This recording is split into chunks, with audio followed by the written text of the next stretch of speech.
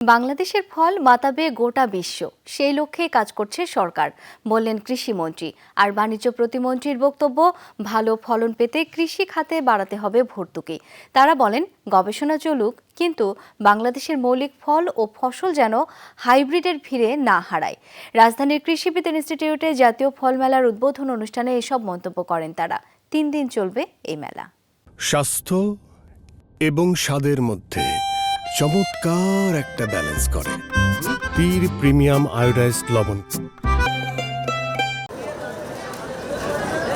চলছে মধুমাস, তাই ঢাকাবাসীর কাছে দেশীয় ফলের সমাহার নিয়ে হাজির দেশের বিভিন্ন প্রান্তের উৎপাদক ও বিক্রেতারা।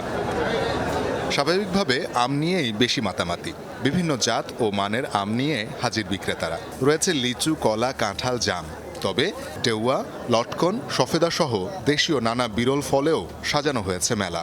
গোপালভোগ আছে, রানী পছন্দ আছে, এরপরে খিসাপাতি আছে, ল্যাংড়া আছে। কাঁঠালের বার্গার এবং পাইনাপেলটাকে এখানে ফোকাস করার জন্য আজকে এই আমার উপস্থাপনা। পাশাপাশি ফল থেকে উৎপাদিত নানা পদের খাবার প্রদর্শন করছেন উদ্যোক্তারা।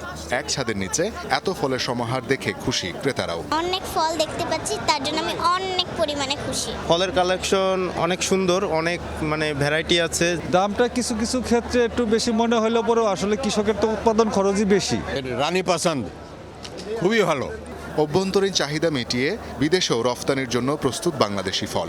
এজন্য সঠিক পরিকল্পনা ও বাস্তবায়নে সব স্তরের উদ্যোক্তা ও কৃষকদের এগিয়ে আসতে হবে, এমন মন্তব্য করেন কৃষিমন্ত্রী। গবেষণার পাশাপাশি মৌলিক ফল ও ফসল ধরে রাখার আহ্বান জানান বাণিজ্য প্রতিমন্ত্রী। আপনারা যেভাবে গবেষণা করতেছেন, উন্নত জাত তৈরি করতেছেন, এটা ভালো চাহিদার জন্য, কিন্তু আমাদের যেটা অরিজিনাল ফ্রুট, যেটা সেই ফ্রুটগুলা বা সেই কৃষি পণ্যগুলি জানি হাইব্রিডের যুগে হারায় না যায়।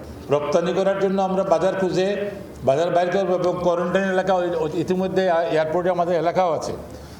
কারণ বিদেশে কোনো ফল রপ্তানি করতে গেলে যদি 100% এটা যদি দূষণমুক্ত না হয় কোনো দেশকে। ইতিমধ্যে প্রায় 10 থেকে 15 জন অ্যাম্বাসেডারের সাথে আমার দেখা হয়েছে। আমার অফিসে গিয়েছিলেন, একটু আগে আমাদের বাণিজ্যমন্ত্রী বলছেন চায়না গিয়েছিল, অনেক ইভেন ইন্ডিয়ার থেকে এসেও তারা বলছে দরকার হলে আমরাও আপনার দেশের ফল নিব। জাতীয় ফল মেলার প্রাঙ্গণেই চলছে মাশরুম মেলা। পুষ্টিগুণে ভরপুর মাশরুমের চাষ, বিপণন ও নানাবিধ ব্যবহার দেখানো হচ্ছে। মাশরুমের হরেক পদের খাবারের প্রদর্শনী চলছে এখানে। টিস্যু কালচারটা থেকে শুরু করে আমাদের মাশরুমের যে পরবর্তী মাদার, সাব মাদার, স্পন প্যাকেট এবং মাশরুম A to Z কিন্তু এখান থেকে ধারণা নিতে পারবে। মাশরুমটাকে যখন আমরা যুক্ত করে দিচ্ছি, তখন ও প্রোটিনের সকল চাহিদাগুলোকে পূরণ করছে। কৃষিবিদ ইনস্টিটিউট প্রাঙ্গণে 8 জুন পর্যন্ত চলবে জাতীয় ফল ও মাশরুম মেলা।